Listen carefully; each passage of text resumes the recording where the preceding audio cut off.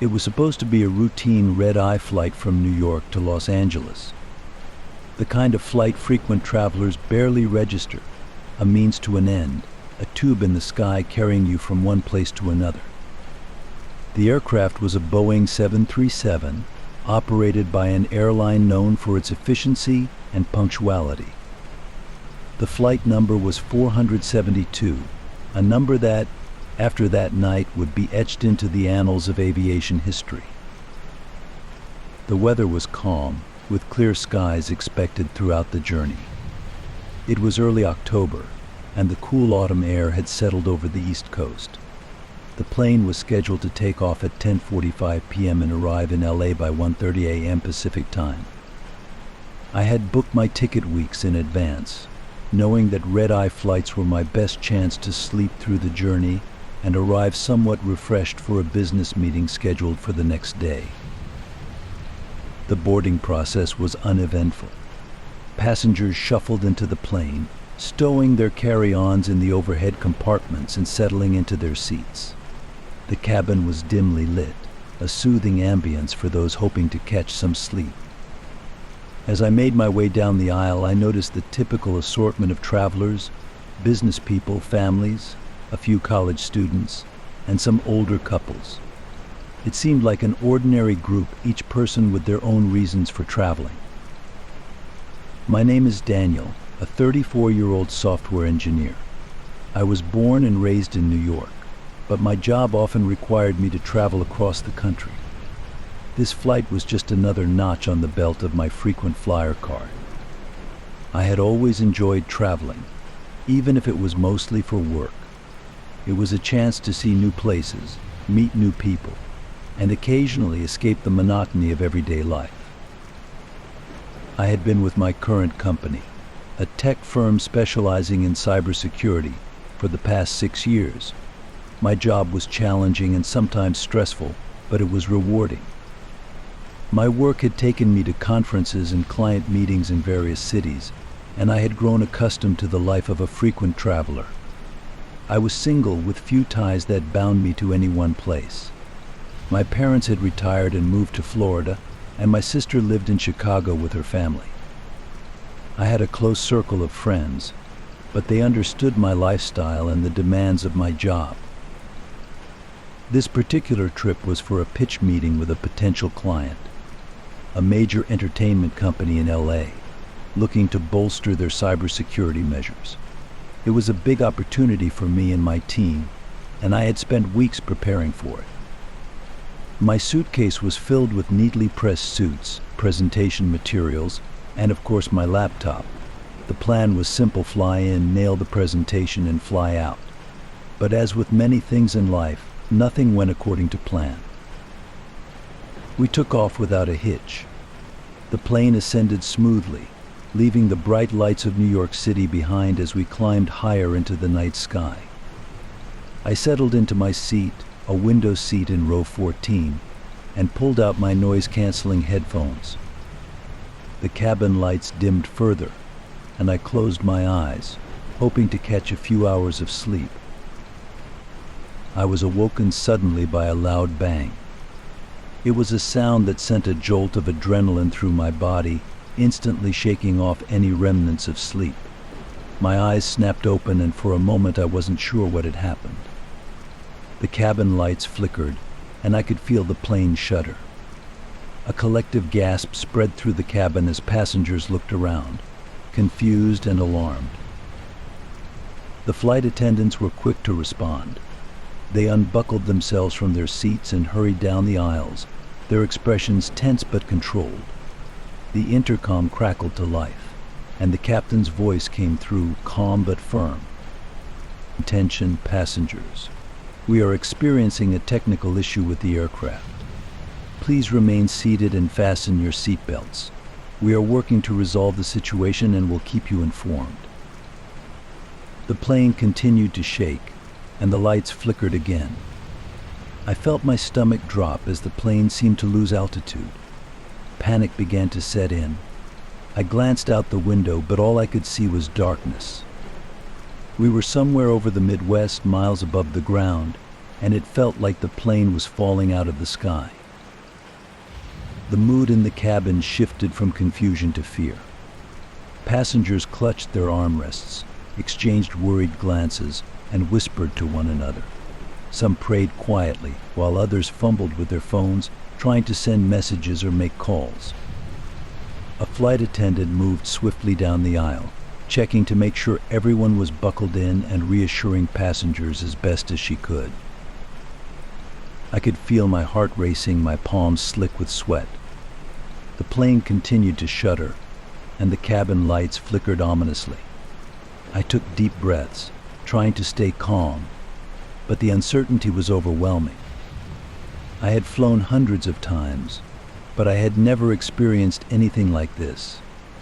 It felt like we were on the brink of disaster, and there was nothing I could do but sit and wait. The captain's voice came over the intercom again, this time with a slight edge of urgency. "Ladies and gentlemen, we are experiencing a loss of cabin pressure. Please remain calm and put on your oxygen masks. They will deploy automatically." As if on cue, the overhead compartments opened, and yellow oxygen masks dropped down. I grabbed mine and pulled it over my face, the elastic straps snapping into place behind my head. The mask smelled faintly of plastic, and I took deep breaths, feeling the cool, filtered air fill my lungs. Around me, passengers were doing the same, some struggling to get their masks on, others helping their neighbors. The flight attendants moved quickly, demonstrating how to use the masks and ensuring that everyone was secure. The atmosphere was tense, the only sound the hiss of oxygen and the low rumble of the plane's engines. As I sat there, mask in place, I couldn't help but think of all the things I had left undone. The people I hadn't called, the things I hadn't said. It was a sobering realization, one that filled me with a sense of helplessness. I thought of my parents, my sister, my friends, and wondered if I would ever see them again. The plane continued to descend, the sensation of falling growing stronger with each passing moment. The captain's voice came over the intercom once more, this time with a hint of strain. "We are preparing for an emergency landing. Please brace yourselves and follow the instructions of the flight attendants." The flight attendants sprang into action, instructing us to bend forward, heads down, arms crossed over our knees. The cabin was eerily quiet, save for the hum of the engines and the occasional murmur of prayer. I squeezed my eyes shut, trying to block out the fear and focus on the sound of my own breathing. The descent seemed to last an eternity. The plane rattled and groaned, the sound of the engines a constant reminder of the precariousness of our situation. I could feel the pressure in my ears, a dull ache that matched the pounding of my heart. The air felt thin, and the oxygen mask was a lifeline, a fragile tether to life. Suddenly there was a sharp jolt, and the plane lurched violently. My head snapped up, and I looked around, panic surging through me. The lights flickered once more, casting eerie shadows across the cabin. I could see the fear in the eyes of the passengers around me, a reflection of my own terror. The plane continued to shudder, and I felt a surge of acceleration. We were descending rapidly, and the realization hit me like a punch to the gut. We were going down. The thought was like ice in my veins, a cold, hard truth that I couldn't escape. I braced myself, clinging to the armrests, and waited for the inevitable impact. But the impact never came. Instead, there was a sudden, jarring sensation as the plane leveled out. The engines roared, and I felt a strange mix of relief and confusion. We were still descending, but it felt controlled, purposeful. The captain's voice crackled over the intercom, barely audible over the noise. "We are making an emergency landing. Please remain in your brace position and prepare for impact." The words sent a shiver down my spine. I closed my eyes, my mind racing. This was it, the moment of truth, I braced myself, muscles tense, and waited.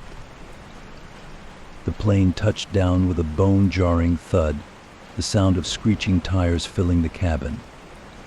The force of the landing pushed me forward, and I clung to the seat in front of me, struggling to stay upright. The plane bounced, the impact jarring, and then we were sliding, skidding along the runway.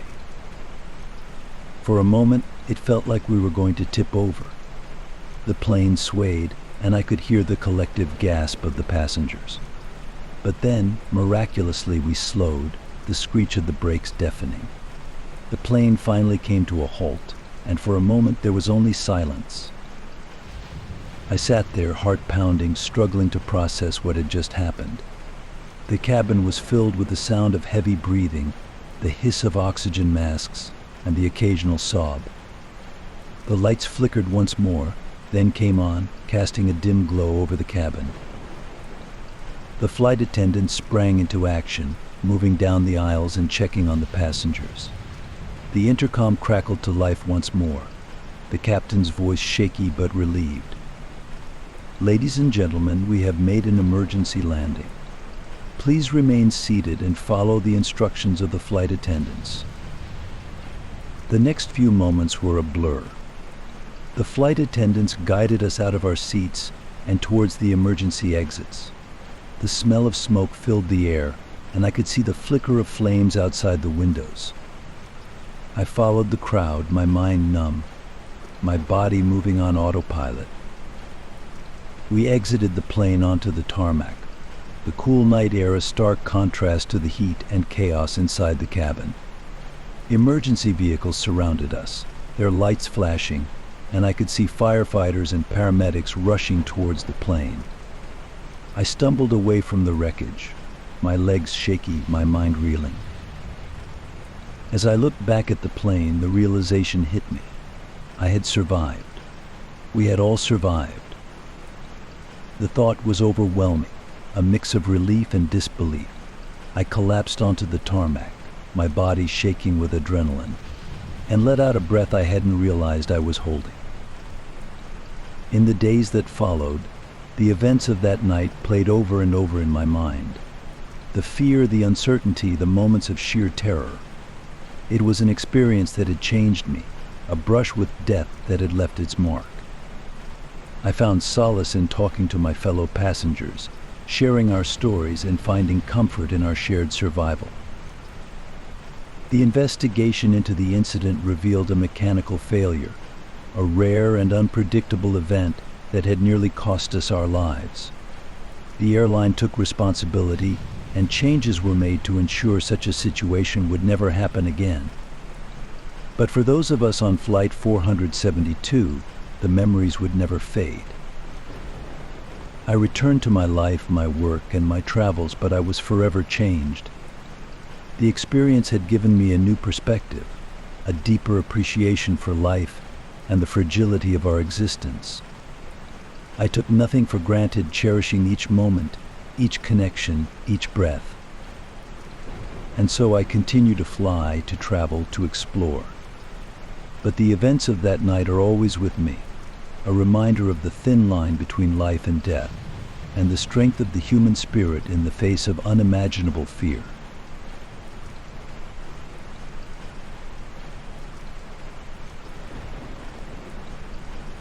I had been a flight attendant for almost a decade, working for one of the most reputable airlines in the country.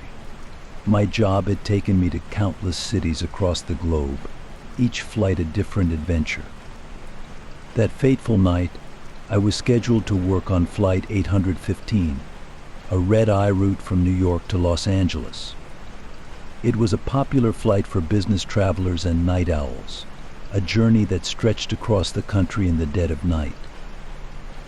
The route itself was straightforward. Departing from JFK Airport at 11:30 p.m., we would fly westward, traversing the vast expanse of the United States under the cover of darkness.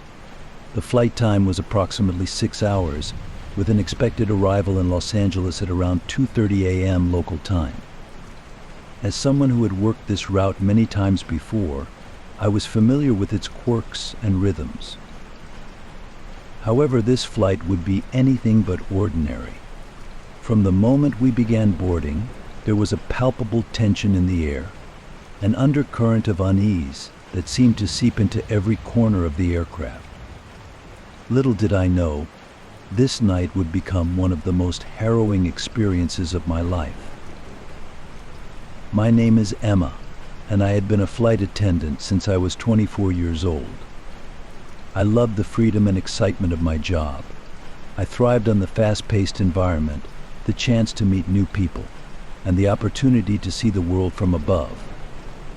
But this night, Flight 815, would test my nerves and courage in ways I had never imagined.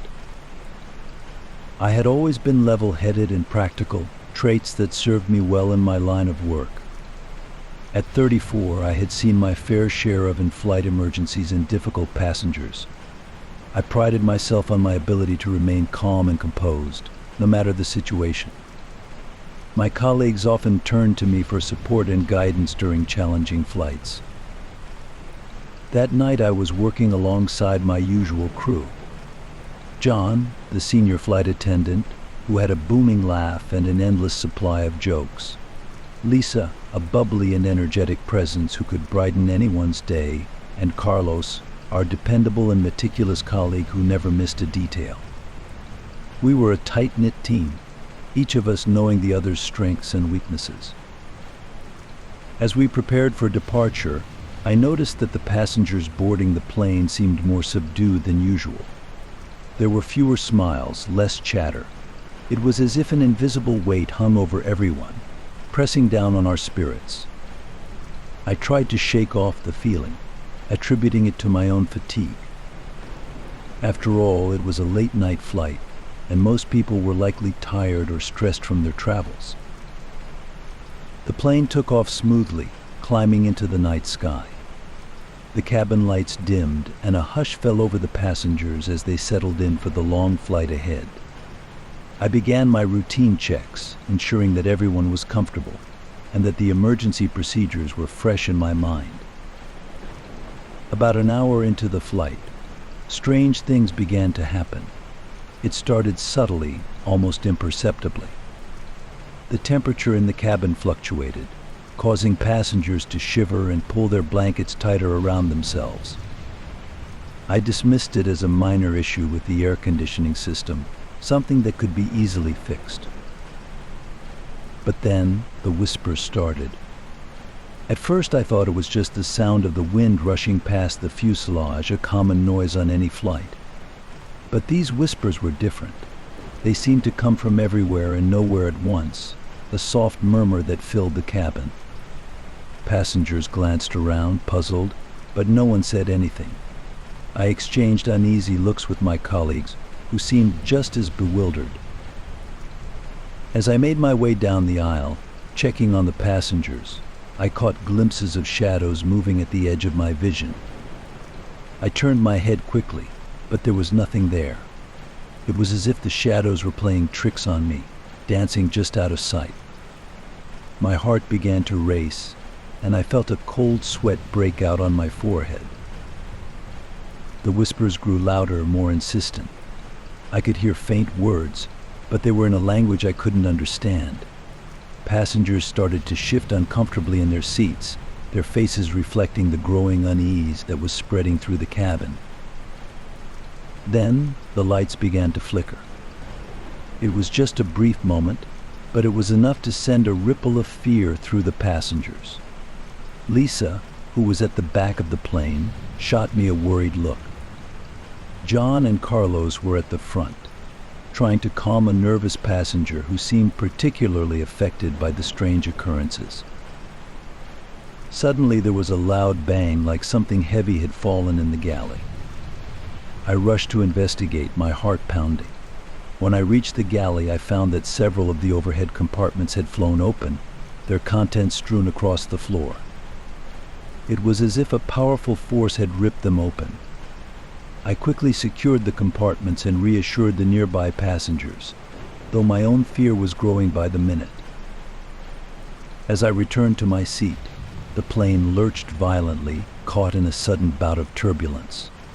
The whispers reached a crescendo, filling the cabin with an almost deafening roar. Passengers clutched their armrests, their faces pale with fear. I struggled to maintain my composure, knowing that they were looking to me for reassurance. Then, out of the corner of my eye, I saw it. A figure standing at the back of the plane, shrouded in darkness. It was tall and indistinct, its features obscured by the shadows. I blinked, thinking it was another trick of the light, but the figure remained. It seemed to be watching me, its presence radiating a malevolent energy that sent chills down my spine. I took a step toward it, my instincts screaming at me to run, but my sense of duty compelling me to confront whatever was threatening my passengers.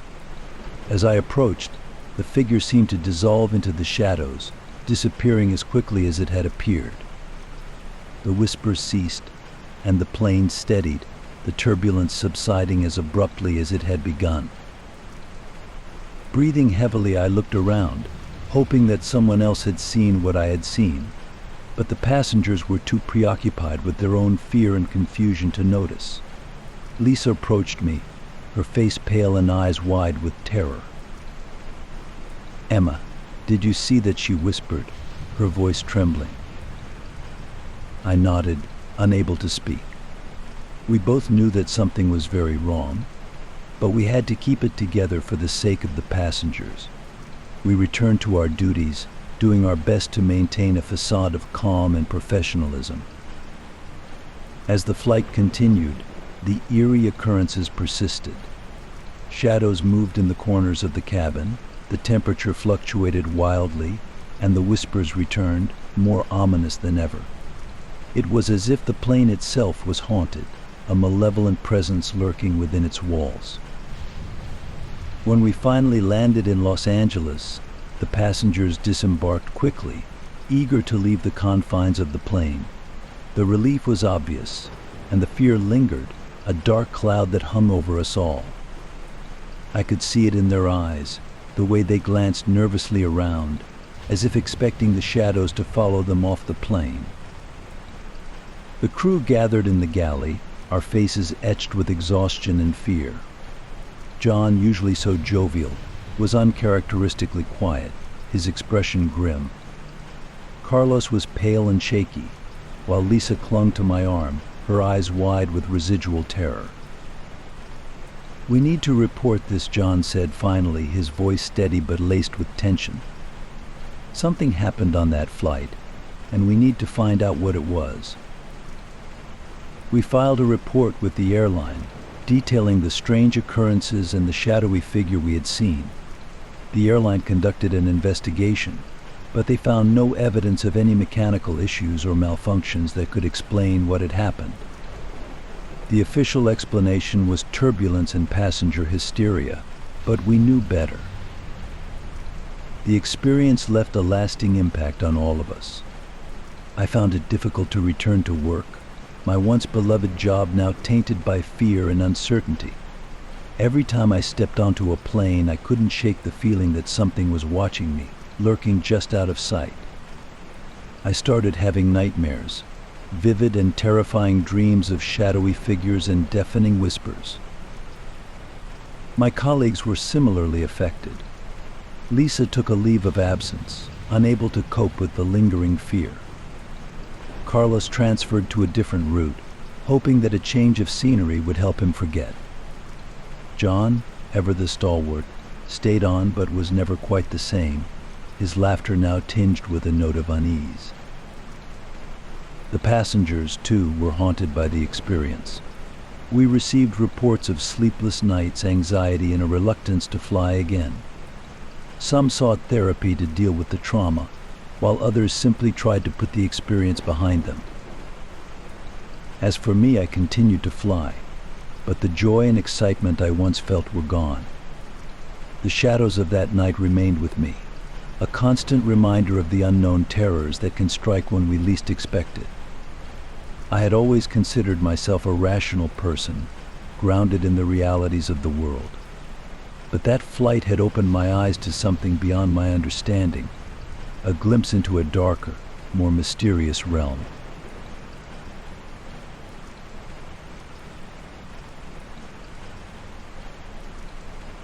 I had been a flight attendant for around 2 years, and in that time I had seen my fair share of unusual events.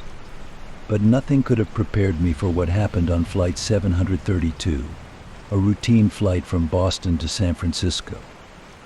The flight was fully booked, with 220 passengers on board.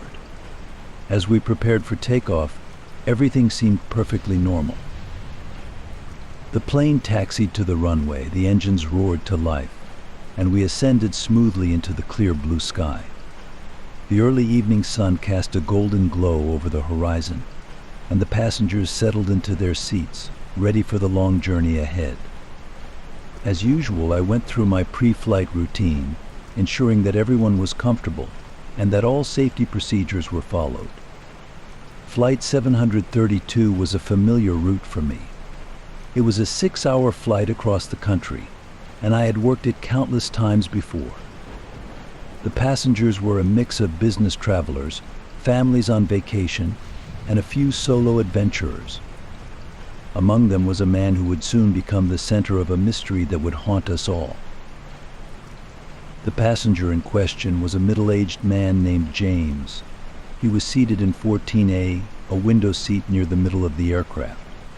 James was an unremarkable-looking man, in his early 50s, with graying hair and a neatly trimmed beard. He wore a dark suit, and his briefcase was stowed under the seat in front of him.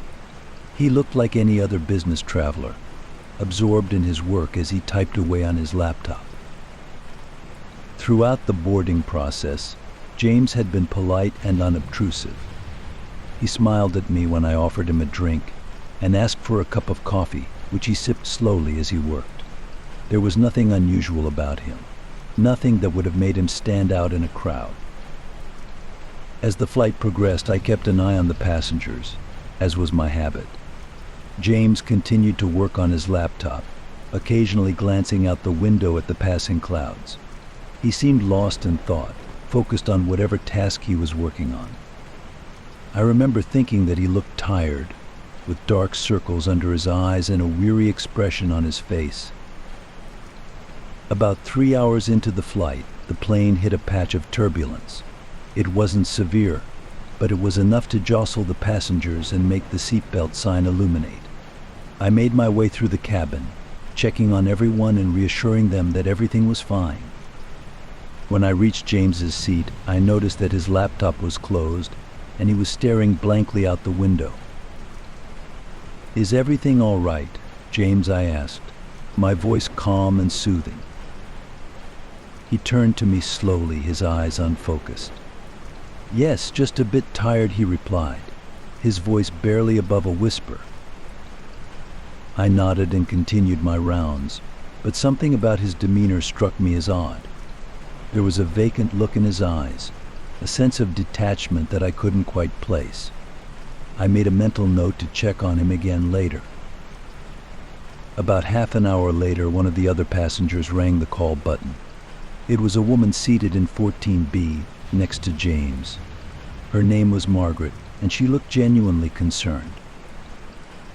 "Excuse me," she said. "I can't seem to wake up the man next to me. I think something might be wrong." My heart skipped a beat as I hurried over to James's seat. He was slumped against the window, his eyes closed. I gently shook his shoulder, but he didn't respond. Panic began to rise in my chest as I checked for a pulse. To my relief, I felt a faint but steady heartbeat. "James, can you hear me?" I said, louder this time, but there was no response. I motioned for John, the senior flight attendant, to join me. He was a seasoned professional, and I trusted his judgment implicitly. Together we tried to rouse James, but he remained unresponsive. "We need to get him some medical attention," John said, his voice steady but urgent. "Let's move him to the galley and see if we can find a doctor on board." With the help of another crew member, we carefully lifted James and carried him to the galley. We made an announcement over the intercom, asking if there was a doctor or medical professional on the flight. A young woman in her 30s quickly came forward, identifying herself as Dr. Emily Roberts. Dr. Roberts examined James, her brow furrowing in concentration. "He's stable, but I can't determine what's wrong without proper equipment," she said. "We need to keep him comfortable and monitor his condition until we land." We settled James onto a makeshift bed in the galley, using blankets and pillows to make him as comfortable as possible. Dr. Roberts stayed with him, keeping a close eye on his vital signs. Meanwhile, John and I did our best to reassure the other passengers, who were growing increasingly anxious. As we neared our destination, I checked on James again. To my shock, he was gone. The galley was empty, with no sign of him anywhere. My heart pounded in my chest as I searched the surrounding area, but there was no trace of him. "John, he's gone," I exclaimed, my voice trembling. John's face paled as he realized the gravity of the situation. "We need to search the entire plane," he said, his voice firm. "He couldn't have just disappeared." We quickly assembled the crew and began a thorough search of the aircraft. We checked every seat, every compartment, every restroom, but there was no sign of James. It was as if he had vanished into thin air. The passengers were growing increasingly agitated, and whispers of a missing person spread like wildfire through the cabin. Some speculated that James had somehow slipped past us and was hiding somewhere on the plane. Others suggested more sinister explanations, their imaginations running wild with fear and uncertainty. The captain, informed of the situation, made an announcement to the passengers, asking for their cooperation and assuring them that everything was under control. But the truth was, we were all on edge, struggling to make sense of what had happened. As we continued our search, Dr. Roberts approached me, her face etched with concern. "I don't understand how he could have just disappeared," she said. "There must be some explanation." John and I exchanged worried glances.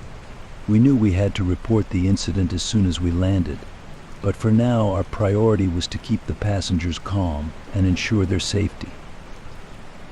When we finally landed in San Francisco, the plane was swarmed by airport security and medical personnel. We provided detailed accounts of the events that had transpired, and a full investigation was launched. The passengers were questioned, and every inch of the aircraft was examined, but no trace of James was ever found. The official report concluded that James had somehow managed to disappear during the flight, but no concrete explanation was provided. It was a mystery that baffled everyone involved, leaving us with more questions than answers. In the days and weeks that followed, I couldn't shake the feeling that something sinister had happened on Flight 732. The eerie occurrences, the whispers among the passengers, and the inexplicable disappearance of James haunted my thoughts. I replayed the events over and over in my mind, searching for any clue or detail that might shed light on what had happened.